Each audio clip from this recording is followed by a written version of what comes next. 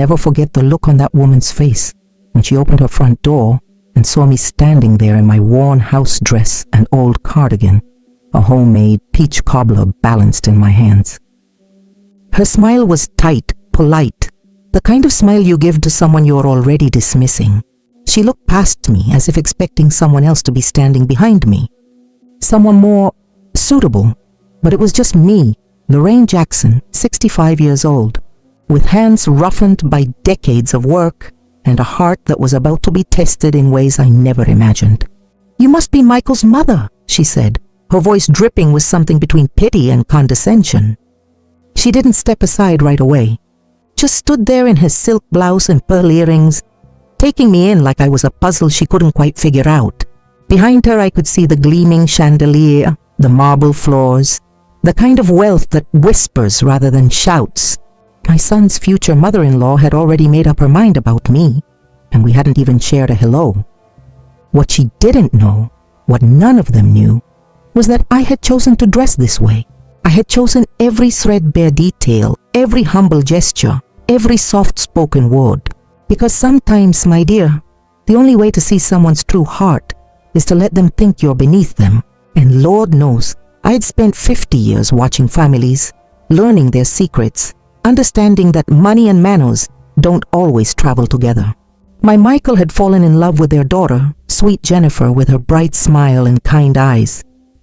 He'd brought her home to meet me 6 months earlier, and I'd seen immediately that she was nothing like her parents. She had substance, humility, a genuine warmth that comes from the soul, not a finishing school. But when Michael told me about meeting her family, about the mansion in the suburbs, the country club memberships, the way her father barely looked at him during dinner, I knew something wasn't right. I could feel it in my bones, that special kind of knowing that comes from a lifetime of reading people. So when the invitation came for Sunday dinner, when Jennifer nervously asked if I'd come meet her parents, I made a decision. I left my good clothes in the closet, the tailored suits I'd bought with my savings, the jewelry I'd inherited from my own mother. Instead, I put on the uniform of invisibility, the costume of someone easily overlooked and underestimated, because I needed to know who these people really were before my son tied his life to theirs. As I stood on that doorstep, watching Mrs. Victoria Ashford Chen's nose wrinkle ever so slightly at my cobbler, I felt something shift inside me. This wasn't going to be just a dinner. This was going to be a revelation. And by the time the evening was through, everyone in that beautiful house was going to learn a lesson about judgment, about worth, and about the dangerous game of pretending to be something you're not. Little did they know, I'd been playing that game long before they were born. My name is Lorraine Elizabeth Jackson, and I've spent 47 years of my life in other people's homes. Not because I had to, mind you, but because I chose to.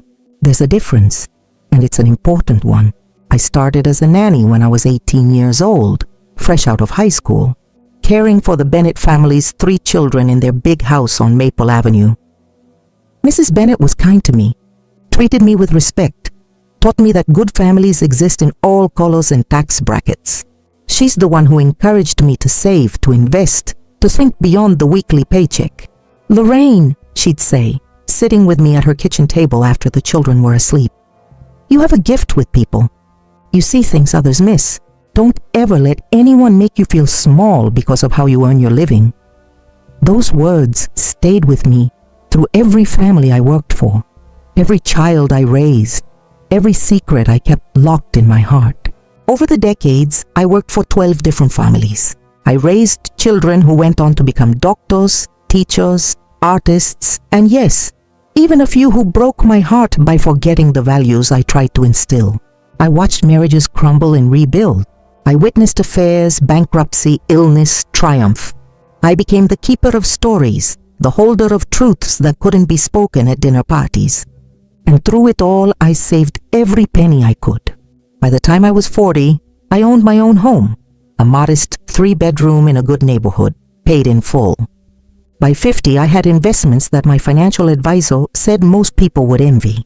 By 60, when my dear husband James passed from a sudden heart attack, I had enough put away that I could have retired comfortably, traveled the world, lived out my days in peace. But but I didn't. I kept working because the families needed me, because the children needed someone who saw them, really saw them, and because work gave my grief somewhere to go. My son Michael was my miracle baby, born when I was 38 years old. After years of trying and praying and hoping, James and I had almost given up when the test came back positive. Michael grew up watching me work, sometimes coming with me to the families I cared for, playing with their children, learning early that love isn't confined by blood or bank accounts. I raised him to be kind, to be honest, to judge people by their character rather than their circumstances. He excelled in school, despite us being what most would call a working-class family. He earned scholarships, worked part-time jobs, graduated with honors in engineering. When he landed his job at Morrison Tech 3 years ago, I cried tears of pride. My baby had made it. He was building the life James and I had dreamed for him. Then he met Jennifer at a company mixer. She worked in marketing, came from what she called old money, but she had this way of talking about her childhood that didn't sit right with me at first. It took me a while to understand that she was almost apologizing for her privilege, trying to distance herself from it. When Michael brought her to my house for the first time, she looked around my modest living room with genuine appreciation, not judgment. She asked about the photos on my walls, listened to my stories, helped me with dishes even though I told her she didn't have to. "Mrs. Jackson," she'd said softly, drying a plate with careful hands, "Michael talks about you like you hung the moon. I can see why. You raised an incredible man." That's when I knew she was different. That's when I started to worry about what her family might be like, because sometimes the kindest children come from the cruelest parents. They learn empathy through surviving its absence. When Michael told me he was going to propose, my heart swelled and sank at the same time. He was 30 years old, established, ready for this step. But he hadn't met her family properly yet. Just one stiff dinner where her father had interrogated him about his prospects, and her mother had asked pointed questions about his background. Jennifer had apologized profusely afterward, promising it would get better once they got to know him. But I knew better, my dear. I'd seen this story before in the families I'd worked for. I'd watched good people be dismissed because they didn't have the right pedigree, the right connections, the right last name. And I wasn't about to let my son walk into a family that would spend years making him feel less than he was. So when the invitation came, a formal card with embossed lettering requesting the pleasure of Mrs. Jackson's company for Sunday dinner, I knew this was my chance, not to impress them but to expose them, to see exactly who they were when they thought no one important was watching. I'd spent a lifetime being underestimated because of my profession, and I'd learned to use that invisibility as a superpower. The morning of the dinner, I stood in my closet, running my hands over the beautiful clothes I'd collected over the years. The navy suit I'd worn to Michael's graduation, the emerald dress I'd bought for my 60th birthday, the pearl necklace James had given me on our 20th anniversary. I pushed them all aside and reached for the clothes I wore when I was cleaning my own house. Simple, worn, humble. I pulled my hair back into a plain bun. I skipped the makeup. I chose my oldest purse. In the mirror, I saw exactly what I wanted them to see. A simple woman, a domestic worker, someone they could pity or patronize without a second thought. My stomach churned with what I was about to do, but I steadied myself with a deep breath. Sometimes, my dear, the truth requires a little theater. Sometimes you have to play the role they expect, so they'll reveal their true script. I made the peach cobbler from scratch, my grandmother's recipe, the one that had won me praise at every church potluck and family gathering for 40 years. I wrapped it carefully, grabbed my old cardigan, and drove my modest sedan across town to the suburbs where the houses stood like monuments to wealth, each one trying to outdo the next. As I pulled up to the Ashford Chen mansion, and it was a mansion, not just a house, I said a little prayer. Lord, give me strength, give me wisdom, and if I'm wrong about these people, help me see it. But if I'm right, give me the courage to protect my son. Then I walked up those stone steps, cobbler in hand, ready to meet the people who might become my son's family, ready to show them exactly what happens when you underestimate a woman like me. Victoria Ashford Chen finally stepped aside, gesturing me into her home, with a wave that managed to be both welcoming and dismissive. "Please come in. We've heard so much about you." The way she said so much made it clear that whatever she'd heard hadn't impressed her. The foyer alone was bigger than my living room. A crystal chandelier hung overhead, catching the late afternoon light and scattering rainbows across walls, adorned with what I suspected were original paintings. My worn shoes squeaked slightly on the marble floor, and I saw Victoria's eyes flick downward at the sound, her lips pressing together. "Let me take that," she said, reaching for my cobbler. Her hands hovered just above the dish, as if touching it might contaminate her. "How homemade. We have a chef preparing dinner, but I'm sure we can find somewhere for this." "It's my grandmother's recipe," I said softly, making my voice smaller, more uncertain. "Peach cobbler. Michael's favorite since he was a boy." "How sweet," Victoria replied, though her tone suggested she found it anything but.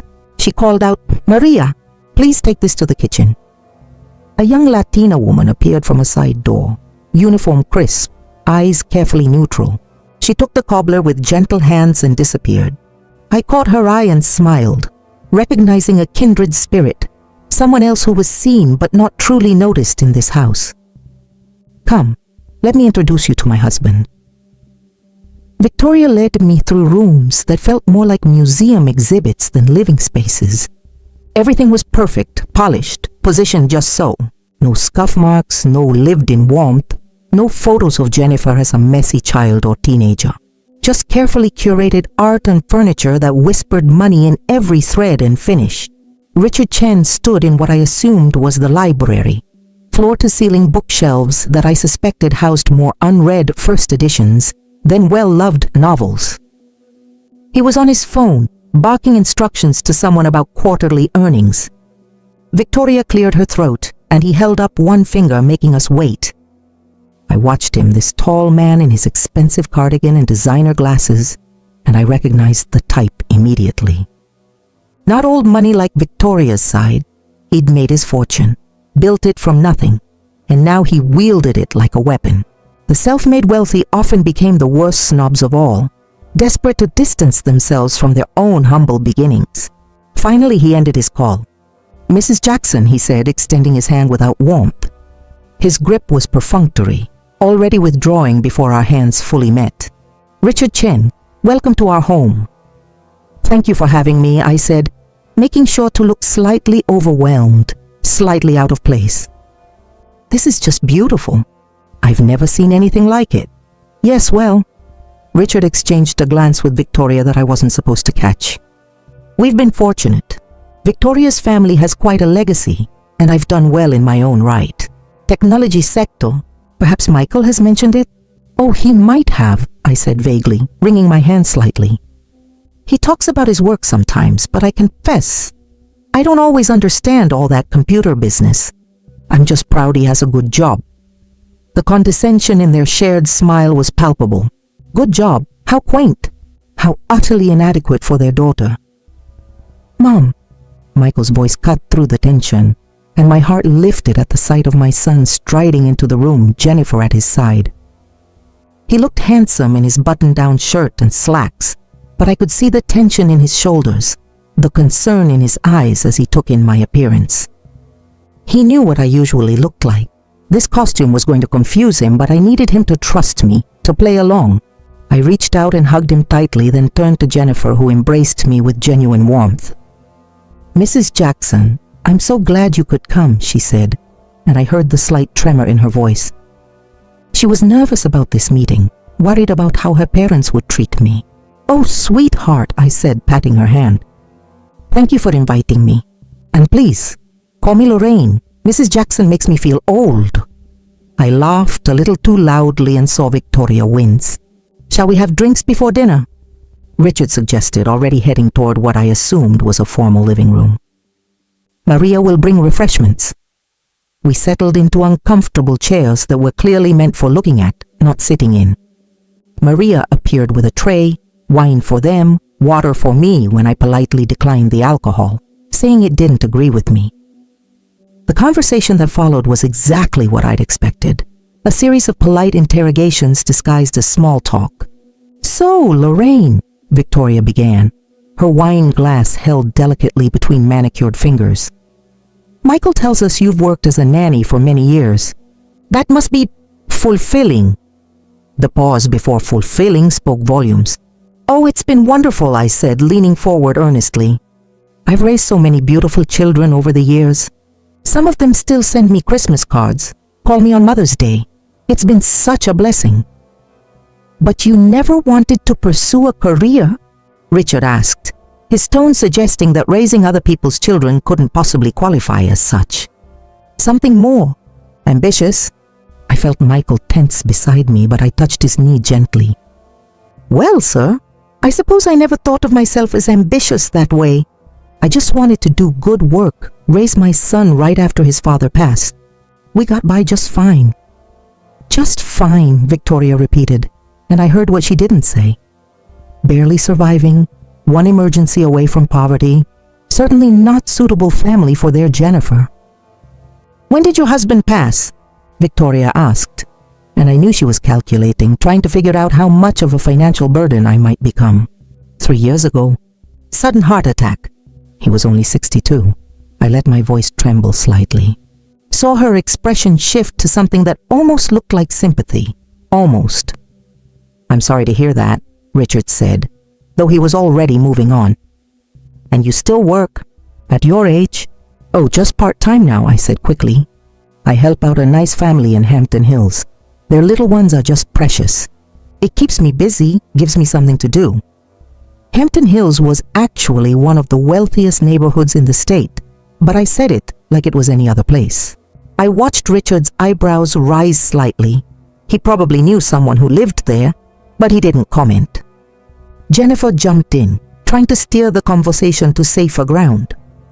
Mom, Dad, Mrs. Jackson raised Michael while working full-time. He was valedictorian of his high school class, got a full scholarship to State University. "She did an amazing job." "State University," Victoria murmured, as if Jennifer had mentioned a community college rather than a well-respected institution. "Yes, that's quite an achievement for, well, given the circumstances."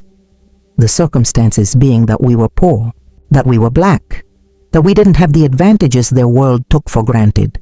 Michael's jaw tightened. "Jennifer and I are actually very similar," he said firmly. "We both worked hard, earned what we have. I think that's important." "Of course, darling," Victoria said to Jennifer, ignoring Michael. "But you also had opportunities that allowed your hard work to flourish. Good schools, connections, travel. These things matter in building a successful life." "Jennifer's very talented," I interjected softly. "Michael shows me her marketing campaigns sometimes. I don't understand all of it, but I can tell she's smart as a whip." "Yes, well, Jennifer had the best education money could buy," Richard said. "Princeton undergrad, Northwestern for her MBA. We made sure she had every advantage." The implication hung in the air. Unlike some people's children, who had to scrape by with state schools and scholarships, "That's wonderful that you could do that for her," I said warmly, refusing to take the bait. "Every parent wants the best for their children, don't they? I know I did everything I could for Michael." "I'm sure you did," Victoria said, and the pity in her voice was like acid. "It must have been difficult, managing on a nanny's salary. How did you afford, well, everything?" "Oh, we were careful," I said, looking down at my worn hands. "Lots of hand-me-downs, shopping at thrift stores, clipping coupons. You learned to make do." Michael made a small sound, and I knew he was remembering differently. The new clothes I'd bought him for school pictures, the laptop I'd saved for when he started college, the car I'd helped him purchase when he got his first job. But he stayed quiet, trusting me even though I could see the questions in his eyes. "Well," Richard said, standing abruptly, "I believe dinner should be ready. Shall we?" The dining room was another exhibition of wealth. A table that could seat 14, china that looked like it belonged in a museum, more crystal and silver than I'd seen outside of the mansions I'd worked in. We were seated with Michael and Jennifer on one side, Victoria and Richard at the heads, and me alone on the other side, like I was facing a tribunal. Maria and another staff member began serving the first course, some kind of soup with herbs and foam that looked more like chemistry than food. I picked up the wrong spoon first, then corrected myself when I saw Victoria's pointed look. I slurped slightly, loud enough to make Richard shift uncomfortably. "So, Lorraine," Richard began as we ate, "have Michael and Jennifer discussed their wedding plans with you?" My heart skipped. Wedding plans? They weren't even engaged yet officially, but I recovered quickly. "Oh, I know Michael wants to marry Jennifer. Anyone can see how much he loves her." "Yes, love," Victoria said, loading the word with skepticism. "That's certainly important. But marriage is also a practical matter, wouldn't you say? Combining lives, families, expectations. It requires compatibility on many levels." "Mother," Jennifer said sharply, setting down her spoon with a cling. "We've discussed this."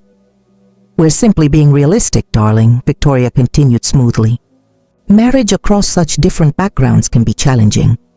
We've seen it in our circle, couples who thought love would be enough, only to discover that different values, different life experiences create insurmountable obstacles." "Are you talking about money?" Michael asked directly, his voice steady but hard. "Because if you are, let's just say it plainly." "Michael," Richard said, his tone patronizing, "this isn't about money. It's about fit, about whether two people come from worlds that can genuinely merge. You're a fine young man, no one's disputing that. But you must understand that Jennifer has been raised with certain expectations, certain standards. She's accustomed to a particular lifestyle." "I don't care about any of that," Jennifer said forcefully, reaching for Michael's hand across the table. "I love Michael. I want to marry him. I thought you invited us here to get to know each other better. Not to—" "We invited you here," Victoria interrupted, her voice turning cold, "because we want to make sure you're not making a terrible mistake. You're our only child, Jennifer. Everything we've built, everything we've worked for, is for you. And we won't stand by and watch you throw it away on some." She stopped herself, but the word hung in the air anyway. "Some nobody, some poor boy from the wrong side of town, some black man who wasn't good enough for their precious daughter." The second course arrived, breaking the terrible tension, but I could see tears gathering in Jennifer's eyes, fury building in Michael's jaw. This was exactly what I'd feared. These people didn't see my son. They saw only what they thought he lacked. Victoria and Richard began talking between themselves about people Michael and I didn't know. Places we'd never been, dropping names and references designed to remind us of the gulf between their world and ours.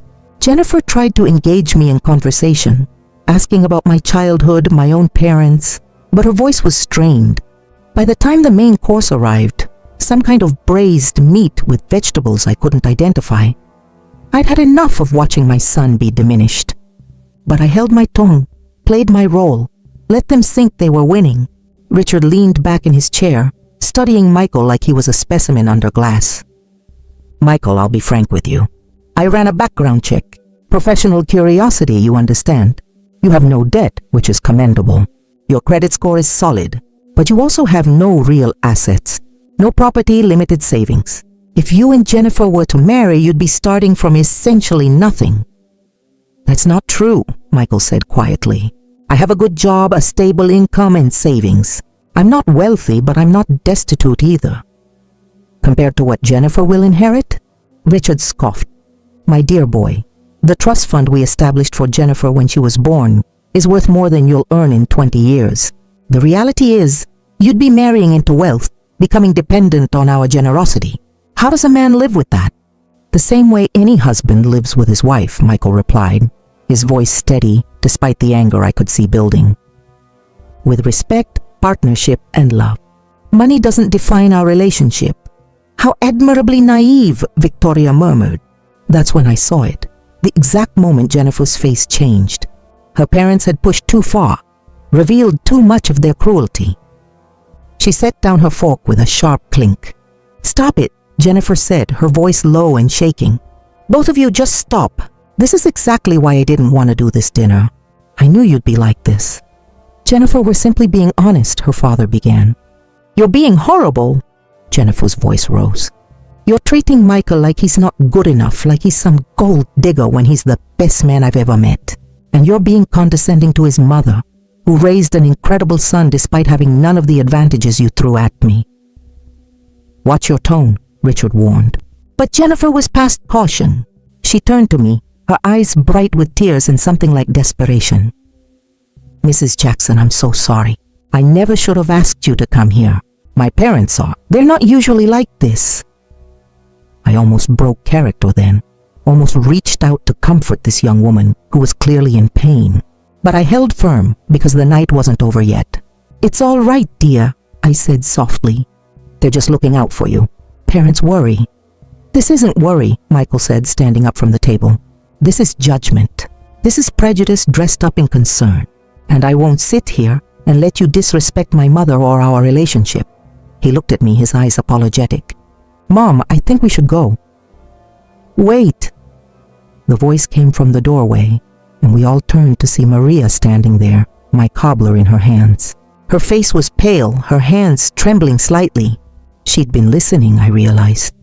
"Heard everything. I brought dessert," she said quietly. "Mrs. Jackson made it." Victoria waved her hand dismissively.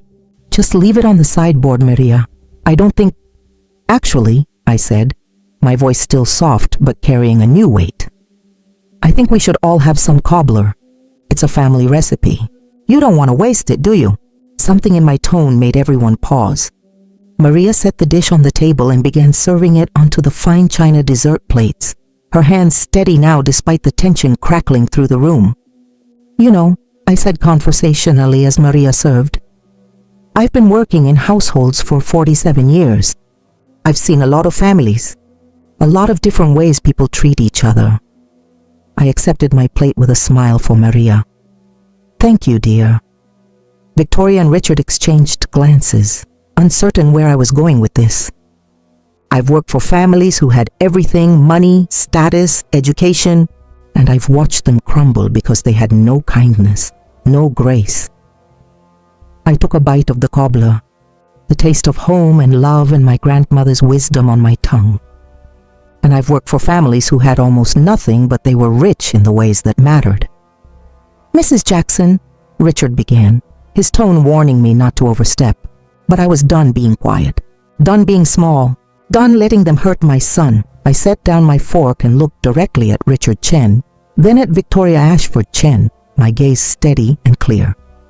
The bumbling, humble Nanny was gone, and in her place sat the woman I actually was, educated, observant, and utterly done with their performance.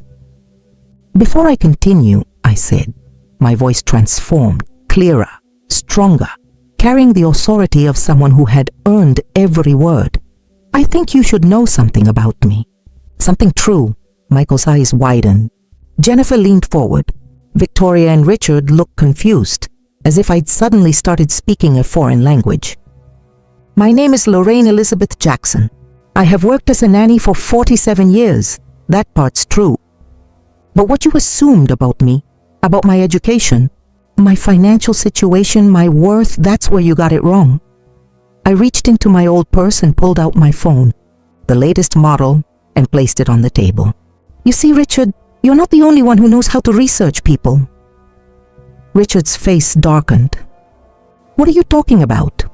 "I'm talking about the fact that I own my home outright. 3 bedrooms, excellent neighborhood, worth about $400,000 in today's market. I'm talking about the investment portfolio I've been building since I was 25 years old, currently valued at just over $1.2 million. I'm talking about the fact that I could write a check for a brand new Mercedes tomorrow if I wanted to." Victoria's mouth opened slightly. Maria, still standing near the sideboard, allowed herself the smallest smile. "But more importantly," I continued, "I'm talking about the 12 families I've worked for over nearly 5 decades. Families who trusted me with their most precious treasures, their children. Let me tell you about some of them." I stood slowly and began to walk around the table. They couldn't look away. The Harrisons, William Harrison was a federal judge. His wife Margaret died of cancer when their children were young. I raised those children for 8 years, and William never once made me feel less than because of my profession. He respected the work I did, valued my judgment. His son is now a congressman. I saw Richard shift in his seat, recognition flickering across his face. The Bennetts, they owned Bennett Industries, one of the largest manufacturing companies on the East Coast, before they sold it. They paid for my financial education, introduced me to their investment advisor, treated me like family. Their daughter, Maria, different Maria, married into the Rothschild family. Still sends me Christmas cards. Victoria's face had gone pale. The Washingtons, Anthony Washington ran Washington Capital Management. He managed investments for some of the wealthiest families in the country. We became friends. Over the years, I cared for his children. He's the one who helped me build my portfolio, taught me to invest wisely. He retired 5 years ago, but we still have lunch quarterly to discuss market trends. This is absurd, Richard said, but his voice had lost its confidence. You're making this up. I pulled out my wallet, extracted a business card, and slid it across the table to him. That's Anthony's personal number. Call him right now if you'd like. Tell him Lorraine Jackson's name. See what he says about me. Richard stared at the card, but didn't touch it. The thing is, I said, returning to my seat, I learned something valuable working in all these homes. I learned that wealth and character are not the same thing. I've seen billionaires treat their staff with more dignity than some middle-class folks treat their neighbors. And I've seen people with old money and new money both forget that respect isn't something you buy, it's something you earn. Why are you telling us this? Victoria asked, and for the first time she sounded uncertain rather than superior. Because you needed to see yourselves clearly, I said gently but firmly. You spent this entire evening judging my son based on what you thought he lacked. You treated me with condescension because you assumed I was poor, uneducated, someone to be pitied or dismissed. You didn't once stop to consider that we might have value beyond our bank accounts or pedigrees. That's not fair, Victoria protested. You were just being exactly who you are, I interrupted. People who measure worth in dollars and social connections. People who think love and character don't matter as much as trust funds and country clubs. And here's what breaks my heart. You did it while your daughter sat right here, watching you, realizing exactly what kind of people you've become. Jennifer was crying now, silent tears streaming down her face. Michael held her hand tightly. I wore these clothes tonight, I continued, gesturing to my worn dress and cardigan, because I wanted to see who you really were.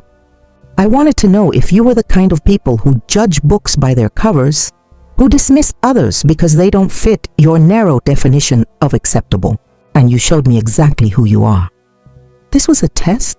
Richard's voice rose. You deceived us?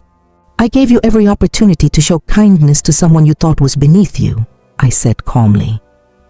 You failed spectacularly. You criticized my son's education, the education I worked 3 jobs to help him afford.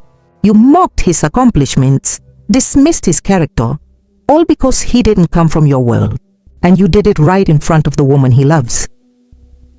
We were protecting our daughter, Victoria said, but her voice wavered. No, Jennifer said, her voice thick with tears. You were protecting your image.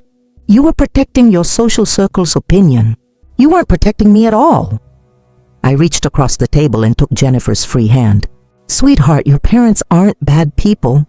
They're just scared people. Scared that you'll make different choices than they did.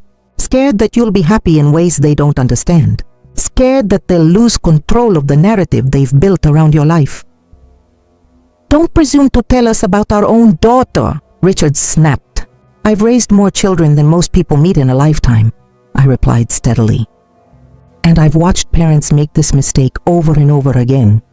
They confuse what they want for their children with what their children actually need. What Jennifer needs isn't a husband with a fat bank account. She needs a partner who loves her, respects her, challenges her to be better. And that's exactly what Michael is. I stood again, this time with finality. But here's what you need to understand. My son is not marrying you. He's marrying Jennifer. And if you can't find it in yourselves to treat him with respect, to welcome him into your family with open hearts, then you're choosing to lose your daughter. Because she's going to choose him, I can see it in her eyes. The only question is whether you'll be part of their life or not." "You have no right," Richard began. "I have every right," I said, my voice ringing with authority. "I'm his mother. I brought him into this world, raised him, loved him through every triumph and failure. I know his worst, even if you refuse to see it. And I'm telling you right now, you will not diminish him. Not while I'm alive to defend him." The silence that followed was deafening. Maria, still by the sideboard, was openly crying now. Michael looked at me with an expression of awe and pride that I'll remember until my dying day.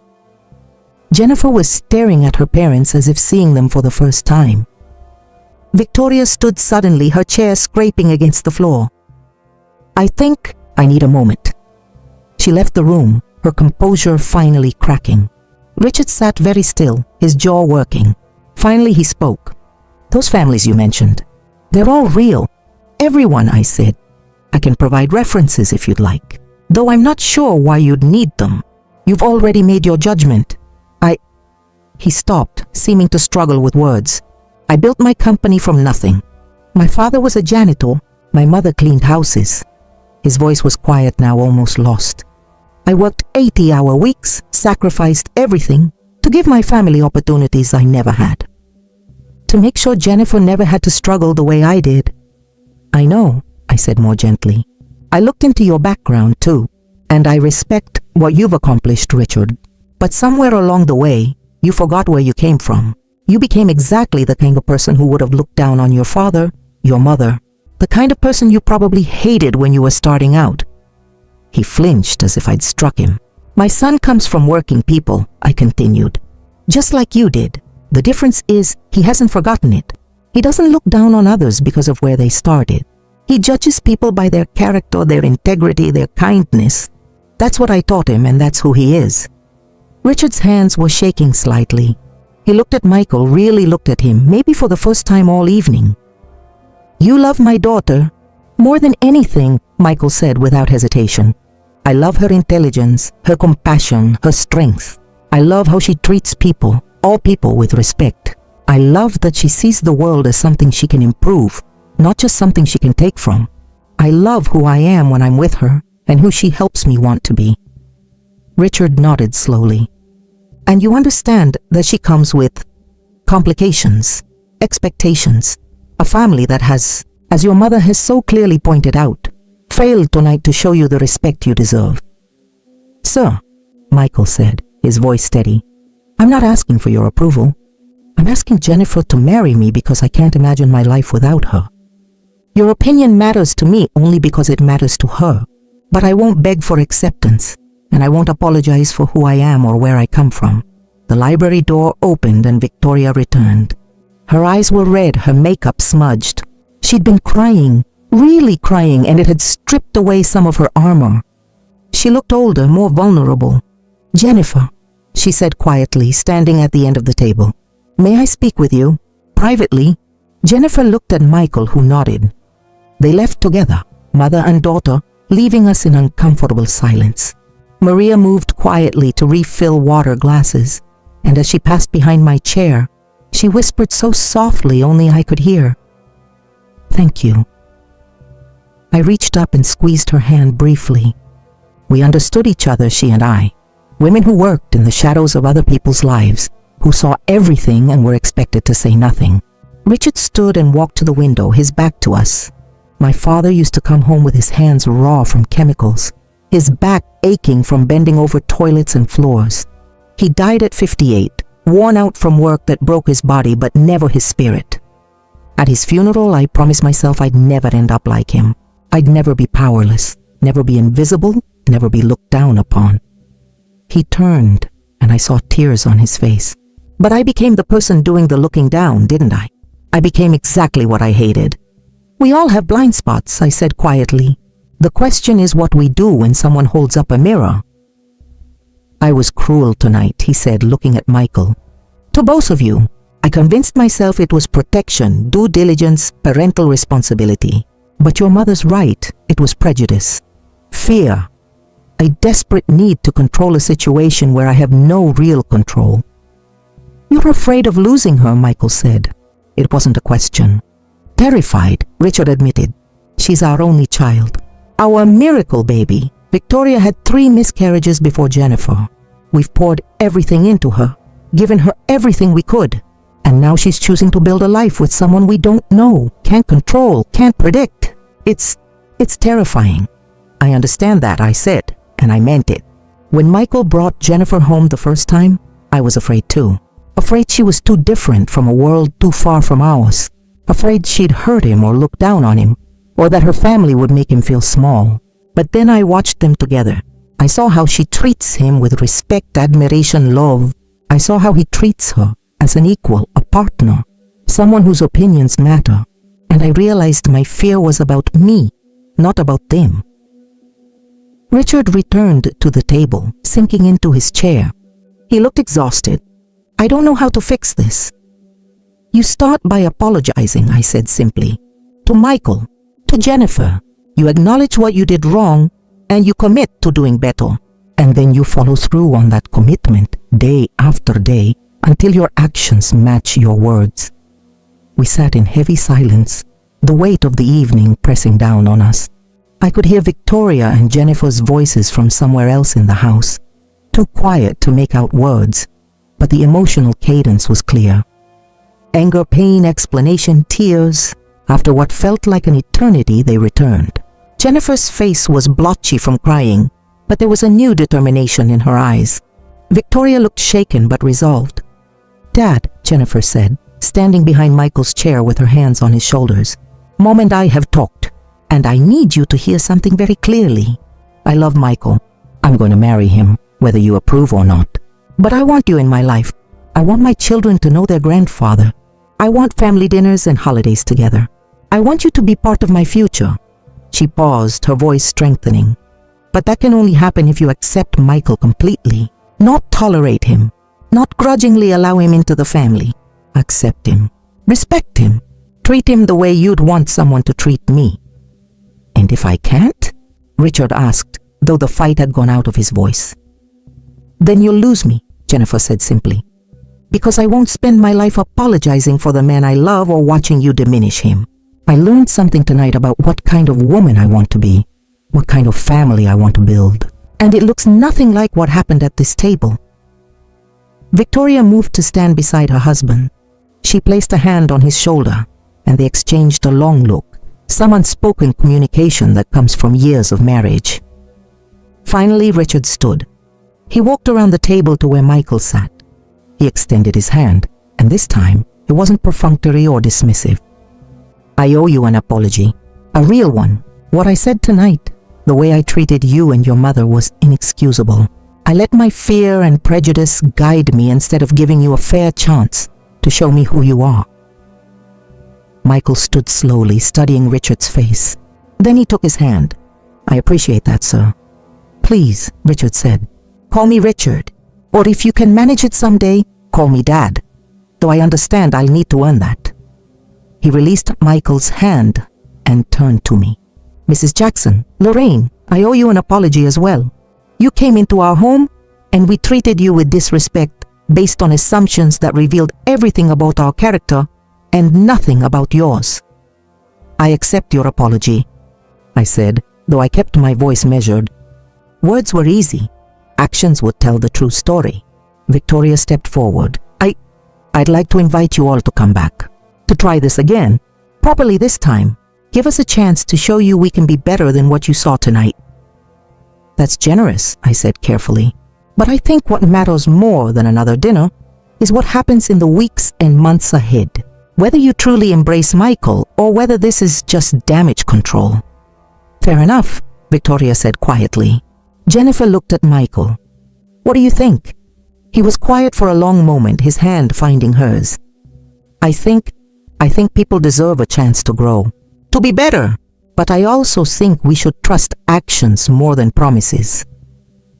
Wise, I said, pride swelling in my chest. Richard nodded slowly. Then let me start with an action, a real one. He walked to his desk in the corner and pulled out a business card, writing something on the back. He handed it to Michael. That's my personal cell number. Not my office, not my assistant, me. If you ever need anything, professional or personal, you call that number. No barriers, no screening. That's my commitment to you. It was a small gesture, but it meant something. In Richard's world, direct access was power, was trust. The drive home was quiet at first. Michael sat in the passenger seat of my car, staring out the window at the houses passing by, each one dark and silent in the late evening. I let him sit with his thoughts, knowing he needed time to process everything that had happened. Finally he spoke. "You didn't have to do that, Mom." "Yes, I did," I said simply. "No one gets to treat my son that way. Not while I'm still breathing." He laughed, a sound somewhere between humor and tears. The look on their faces when you started talking about your investments. I've never seen anything like it. They needed to understand that they weren't the smartest people in the room, I said. They needed their assumptions challenged. But why did you pretend in the first place? Why not just show them who you really are from the beginning? I considered this carefully as I turned onto the highway. Because, baby, people reveal their true selves when they think there are no consequences. If I'd walked in there in my good clothes, talking about my portfolio, they would have adjusted their behavior. They would have been politer, more careful, more calculating, but I never would have seen who they really were underneath all that polish. And you needed to know, he said softly. For my sake, for your sake, I confirmed, and for Jennifer's, because if they were truly cruel people, people who couldn't change or grow, I needed to know that. I needed to be able to tell you the truth about what you were marrying into. And what do you think now? After tonight, I pulled off the highway at our exit, familiar streets welcoming me home. I think Richard Chen is a man who forgot where he came from and got reminded tonight in a painful way. I think Victoria is a woman who's been playing a role for so long she forgot it was a performance. But I also think they love their daughter, and I think, given time and patience, they might be able to become the people Jennifer deserves as parents. That's more generous than I feel right now, Michael admitted. I know, honey. You're hurt, angry, you have every right to be. But here's something I've learned over 65 years. People are complicated. They can be selfish and scared and still be capable of growth. The question is whether they choose to do the work. We pulled into my driveway, and I turned off the engine. We sat in the darkness, the porch light casting long shadows across the yard. You have that investment portfolio you talked about, Michael said. You never told me. All those years, I thought we were barely getting by. We were careful, I corrected. There's a difference between being careful with money and not having any. I wanted you to understand the value of things, to appreciate what you had, to work hard for what you wanted. If I'd told you we had money in the bank, you might have taken it for granted. Or I could have worried less about you, he said, a hint of reproach in his voice. Those years after Dad died, I wanted to help you, to send you money, but you kept refusing. Because you needed to build your own life, your own security. My job as your mother isn't to take from you, Michael. It's to make sure you have everything you need to fly. I reached over and took his hand. Besides, I didn't need your money. I needed to know you were okay, that you were happy, that you were building something meaningful, and you've done that. You've exceeded every dream your father and I ever had for you. He squeezed my hand, his eyes bright with tears. I love her, Mom. I really love her. I know you do, baby. And she loves you. That was clear from the first moment I met her. She looks at you like you hung the moon. What if her parents don't change? What if tonight was just theater for them too? Then you and Jennifer will build your family without them, I said firmly. It won't be easy, and it will hurt her. But you'll have each other and you'll have me, and sometimes that's enough. People build beautiful lives from all kinds of foundations. When are you going to tell Jennifer's parents about the other families you worked for? He asked with a small smile. Or was that part made up too? Every word was true, I said. William Harrison still calls me on my birthday. Margaret Bennett sends me a gift basket every Christmas. Anthony Washington and I had lunch just last month. He's the one who suggested I diversify more into international markets. I paused. But I don't advertise it because that's not why I did the work. I didn't raise those children for connections or recommendations or a spot in their social circles. I did it because it was my calling, my purpose. The relationships that developed were a gift, not the goal. We got out of the car and walked to my front door. The house that had always been our sanctuary, our safe place, welcomed us in with familiar creaks and smells. Michael had grown up in this house, learned to walk in this hallway, studied at the kitchen table, brought Jennifer here for the first time, and waited nervously while I made tea. I put the kettle on now, falling into ritual. "You want some tea, baby?" "Yeah," he said, settling into his usual chair. "Mom, thank you for tonight, for always being my fiercest defender, for teaching me to stand up for myself and to never let anyone make me feel less than I am."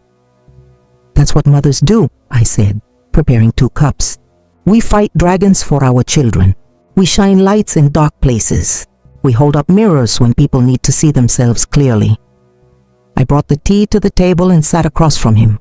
"And we trust our children to make good choices about who they love." "Jennifer is a good choice," he said firmly. "I know she is.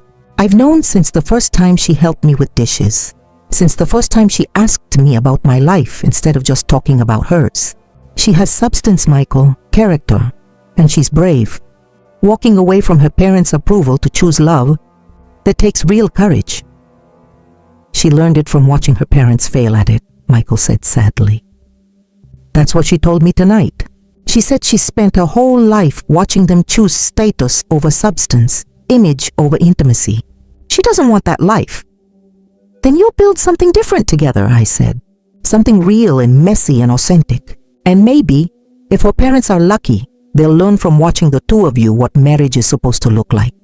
We drank our tea in comfortable silence, the clock on the wall ticking away the minutes. Finally, Michael stood. "I should get home.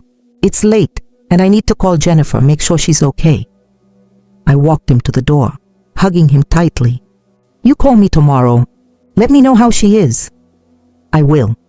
He paused at the doorway. "Hey, Mom, when I propose to her officially with a ring, will you help me pick it out?" "I'd be honored," I said, my heart swelling. "But don't let her parents pressure you into something more expensive than you're comfortable with. The size of the diamond doesn't determine the size of the love." "I know," he said with a smile.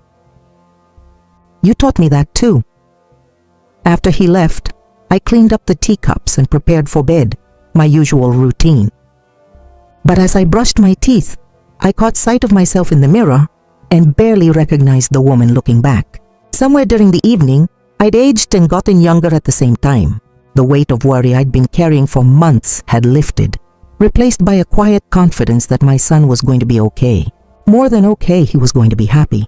In bed, I thought about Richard Chen's words about his father, about the janitor who'd worked himself to death so his son could have more. I thought about Victoria, crying in some other room, probably having her own reckoning with the woman she'd become. I thought about Jennifer's courage in standing up to them, and Michael's dignity in the face of their cruelty. But mostly, I thought about Maria, the housekeeper who'd witnessed everything. I'd given her my phone number before I left, pressed it into her hand and whispered, "If you ever need anything." She'd looked at me with such gratitude, such understanding. We were sisters, she and I, women who knew what it meant to be invisible, to be underestimated, to be essential and dismissed all at once. The following weeks brought changes, some expected and some surprising. Michael and Jennifer announced their engagement, and the ring he chose was beautiful without being ostentatious. A sapphire surrounded by small diamonds, something that reflected Jennifer's personality rather than her parents' wealth. Richard and Victoria invited us to dinner again, and this time it was different. Not perfect. There were still awkward moments, still assumptions that needed correcting, but there was effort. Real effort. Richard asked Michael genuine questions about his work, his goals, his thoughts. Victoria asked me about the families I'd worked for, listened to my stories without that condescending edge. And slowly, meal by meal, conversation by conversation, we began to build something that resembled a family. 3 months after that fateful first dinner, Jennifer called me on a Saturday morning. "Mrs. Jackson, Lorraine, can I come over? I need to talk to you about something." She arrived an hour later, nervous energy radiating off her. We settled on my porch with lemonade, the early spring sun warming our faces. "I want to ask your permission for something," she said. "Michael says I should just tell you. but this feels like something I should ask. All right, sweetheart. What is it? I want to change my last name when we get married. Not to Jackson, to both. Chen Jackson, hyphenated. Because I want to honor where Michael comes from, who you are, what you've taught him. And I want our children to carry both histories, both legacies. She paused, her eyes earnest. But I wanted to make sure you'd be okay with that. With your name being joined to theirs. I felt tears prick my eyes. Jennifer, I'd be honored. Truly honored. There's more, she said, reaching into her bag. I've been thinking a lot about what you said that night. About respect, about worth, about seeing people clearly.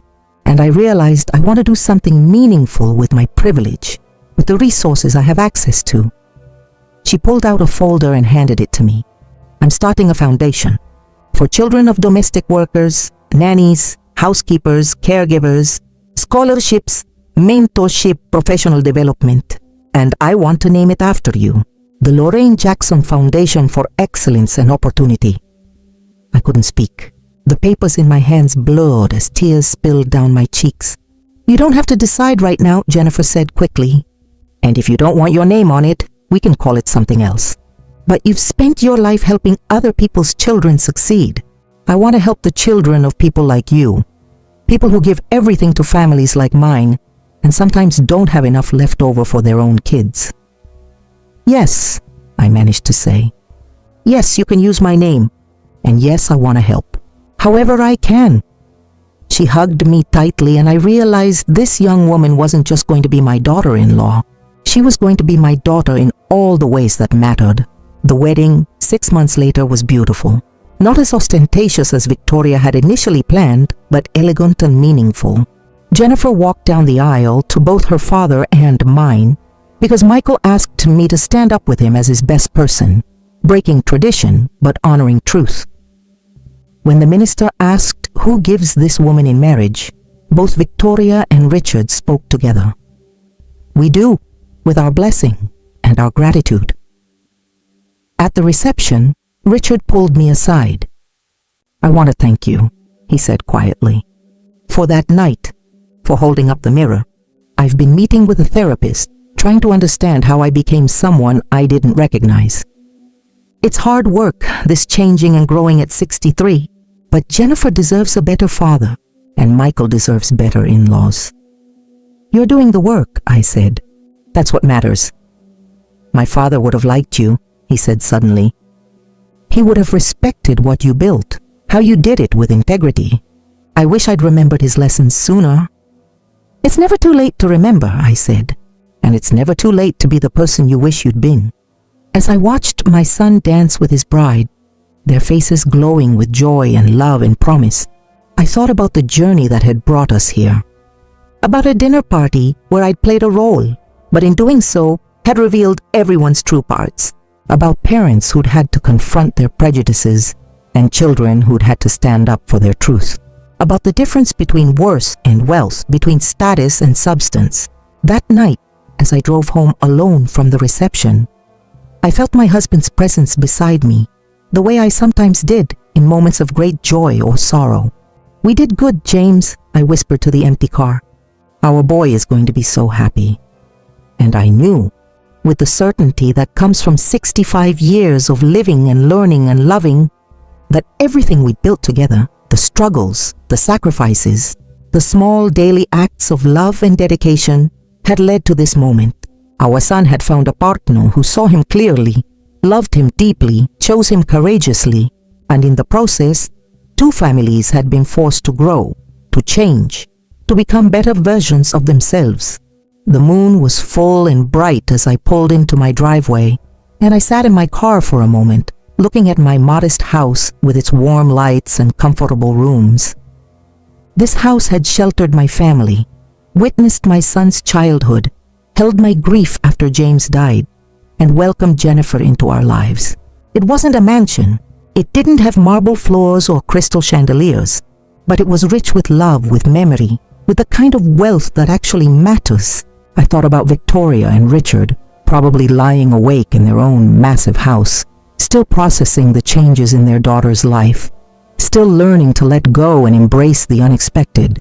I thought about Jennifer, probably curled up with Michael in their apartment, making plans and dreaming dreams and building their future one day at a time. I thought about all the children I'd raised over 47 years, all the families I'd served, all the lives I'd touched in small and large ways. And I realized that my life's work wasn't just about the children I'd cared for, or the money I'd saved, or the respect I'd earned. It was about this: standing up for what matters, defending the people you love, refusing to let anyone, no matter how wealthy or powerful, diminish someone's worth based on arbitrary measures of success.